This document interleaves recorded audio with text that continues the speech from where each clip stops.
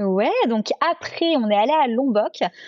Donc comme je te le disais, Lombok, c'est un petit peu considéré comme la petite Bali, en un petit peu moins touristique. Et du coup, Lombok, l'idée, c'était de profiter donc des belles plages. Il y a des très très belles plages à Lombok. Nous, on loue souvent des scooters, donc ça nous a permis de pas mal bouger. On dormait tout au sud à Kuta Lombok, et du coup, la journée, on prenait le scooter et on se baladait sur les îles à l'est, à l'ouest, enfin sur les îles, sur les plages à l'est, à l'ouest. Donc c'était vraiment chouette. On a beaucoup aimé. C'est aussi à Lombok que les enfants et mon mari ont fait du surf. Il y a des vagues assez dingues par là-bas. Donc c'est vrai que sur plein de plages différentes, tu peux soit louer une planche de surf, soit demander directement à quelqu'un est-ce que je peux faire un cours maintenant. Nous, on avait quand même organisé le truc et on avait Ah bah oui. réservé à l'avance parce qu'on organise tout. Mais oui. Mais tu peux le faire à l'improviste. Donc ça, c'est bon à savoir. Donc on est resté quelques jours là. Après, là, forcément, c'est plus touristique. Hein, c'est des spots balnéaires, donc un peu plus touristiques. Et ensuite, on a repris un chauffeur avec guide pour nous emmener pendant quelques jours dans le nord de l'île, où là, on a plutôt vu encore des belles cascades, des rizières, des grottes. Donc c'était Tété Batu et Sembaloun. C'est vraiment le côté très nature de l'île. Et on a pris notre dose de nature. On a vraiment beaucoup aimé aussi. Quand tu dis dose de nature, déjà tu avais les plages sur les premiers jours. Là, c'était quoi? C'était de la forêt luxuriante? Ça ressemblait à quoi? Ouais, c'était plutôt jungle et rizière. Jungle, rizière, cascade un petit peu cachée. Donc ça, c'était très chouette. Et donc ça, c'est pareil, c'est mieux avec un guide, sinon c'est un peu plus compliqué?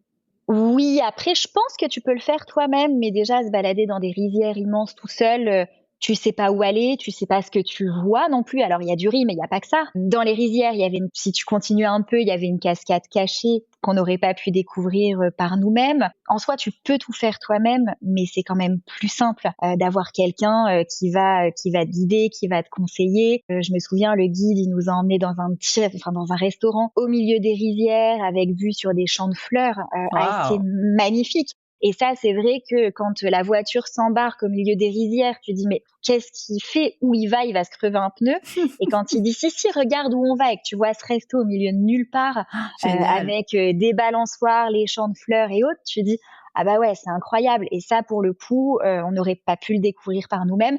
Moi qui cherche beaucoup d'adresses, bah celle-là, je l'avais pas vue par exemple. C'est vrai qu'on n'est pas trop à faire appel à des guides dans d'autres pays, mais pour l'Indonésie, je pense que le séjour aurait pas été aussi bien si on l'avait fait par nous-mêmes.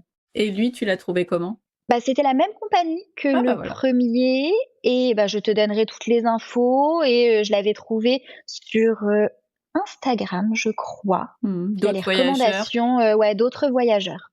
Est-ce qu'il y a des plages, tu en as parlé tout à l'heure, c'est réputé pour ses belles plages. Est-ce qu'il y en a qui sont mieux que d'autres ou finalement, elles étaient toutes aussi belles les unes que les autres et il y a pas de Franchement, je pense qu'elles se valent toutes. Alors, il y a une plage, alors j'ai plus forcément le nom en tête, mais je te le redonnerai. Il y a une plage où il y a les buffles qui se baladent le matin et le soir, parce que du coup, l'agriculteur va d'un champ à un autre en passant par la plage. Ah drôle! Mais je t'avoue que on y est allé 3, 4 fois parce qu'on voulait voir les buffles à plein d'horaires différents et on les a jamais vus. Donc bon, j'aurais pu te dire cette plage-là parce que c'est hyper typique, mais en fait pas du tout puisque nous on l'a pas expérimenté. Non, je te dirais qu'elles se valent toutes plus ou moins.